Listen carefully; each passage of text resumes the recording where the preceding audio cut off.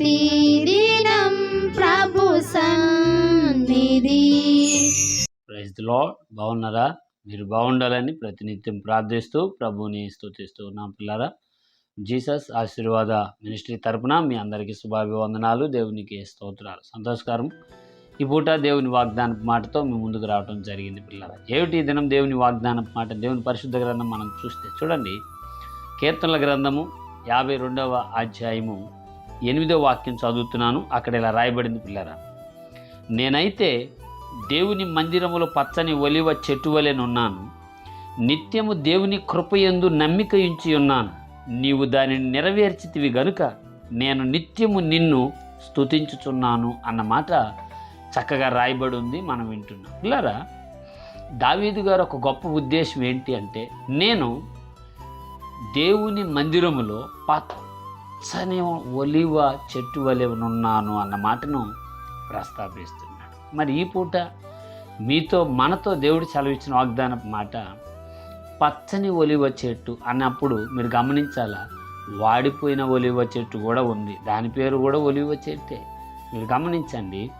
తర్వాత వచ్చి ఎండిపోయిన ఒలివ చెట్టు కూడా ఉందనే అర్థాన్ని ఆ మాటలోనే తెలియజేస్తున్నాడు. ఎవరు అంటారండి, నాకేమరా నేను బాగా ఉన్నాను అన్నాడంటే దాని అర్థం ఏంటి? నా చుట్టూ బలహీనులు ఉన్నారయ్యా, వాళ్ళు వ్యాధితోనూ రోగముతోనూ సమస్యలతో ఇబ్బంది పడుతున్నారు, కానీ నేనైతే దేవుని దయని బట్టి లేదా నా జ్ఞానాన్ని బట్టి బాగున్నాను అనే ఒక మాట మనం చూస్తూ ఉంటాం సర్వసాధారణంగా. అయితే దావీదు గారు పలికిన మాట ఏంటంటే, నేను దేవుని మందిరంలో పచ్చని ఒలివ చెట్టు వలె నున్నాను. ఏమంటున్నాడండి?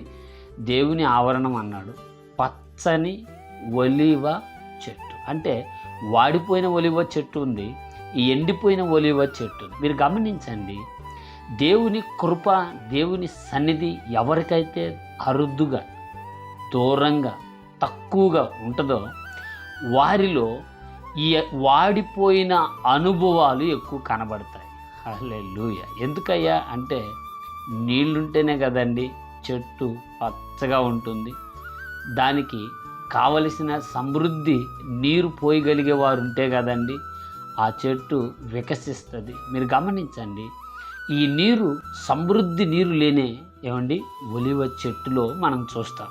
అది ఏంటి అంటే అది వాడిపోయినట్లు ఉంటుంది. అదే అంటాడు, నేను దేవుని సన్నిధిలో పచ్చని ఒలివ చెట్టు వలె నేనున్నాను. అయితే కొందరి జీవితాలు వాడిపోయిన వాళ్ళు కూడా ఒలివ చెట్లే, వాళ్ళు కూడా ప్రభు కృప పొందిన వారే, కానీ వాడిపోయిన ఒలివ చెట్లు వలె వాళ్ళు ఉన్నారని ఏమండి దేవుని వాక్యం ద్వారా ఈ పూట వాగ్దానాన్ని తెలియచేస్తున్నారు. మీరు గమనించండి, ఈ వాగ్దానం వీక్షిస్తూ దూరాన సమీపాన ఉన్న పిల్లరా, వాడిపోయే ఒలివ చెట్టువో లేదా ఎండిపోయి ఉన్న ఒలివ చెట్టువో లేదా దేవుని కృప పొందుతూ దేవుని ఆవరణములో ఆహ్లాదకరమైన వాక్యాలతో ఆరాధనలతో పచ్చని ఒలివ చెట్టుగా ఉన్నావో నిన్ను నువ్వు ఏమండి సరిచేసుకుని చూసుకోవాల్సిన అవసరం ఉంది కదా.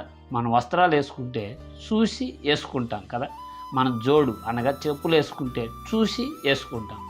మన ఆత్మీయ ప్రయాణం కూడా చూసి పచ్చని ఒలివ చెట్టు వలె ఉండాలన్నది దావీదు గారి మాట. మరి ఆలోచించు, ప్రార్థించు, నిత్య కృపతో దేవుడు కప్పి పచ్చని ఒలివ చెట్టు వలె నిన్ను నీ కుటుంబాన్ని చేయునుగాక. ఆమె ప్రార్థన. పరిశుద్ధుడు అయిన మా తండ్రి, మీకు వందనాలు. ఈ వాగ్దానం వీక్షిస్తూ దూరాన సమీపాన ఉన్న నీ ప్రియ పిల్లలను దర్శించి బలపరచండి. దావీదు గారు పచ్చని ఒలివ చెట్టు వలె దేవుని సన్నిధిలో నేను ఉన్నాను అన్నాడు. ప్రభువా, నీ ప్రియ పిల్లలు కూడా దేవుని సన్నిధిలో ఉండి వర్ధిల్లు కృప దయచేసి మీ నా మహిమ పొందమని పరిశుద్ధుడైన యేసు నామంలో ప్రార్థన చేయుచున్నాను తండ్రి. ఆమేన్. Praise the lord.